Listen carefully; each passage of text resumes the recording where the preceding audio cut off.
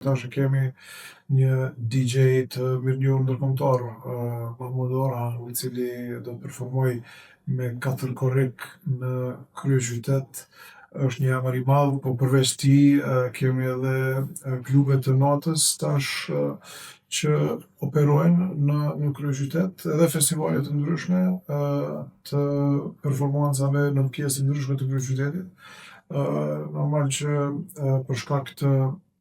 nevojës për një zhurmë të shtuar në klubet e natës, këto zakonisht ndodhin në zonat industriale ku ma pak ju pengojnë rezidentëve, mirëpo në bashkëpunim me rezidentët ne kemi edhe një orar të shtuar, shtesë, pra orë të shtuara pas orës 12 deri në 2 deri në 4 në disa pjesë të kryeqytetit ku edhe bare të ndryshme, restorane të ndryshme që nuk i pengojnë rezidentëve vazhdojnë me punu.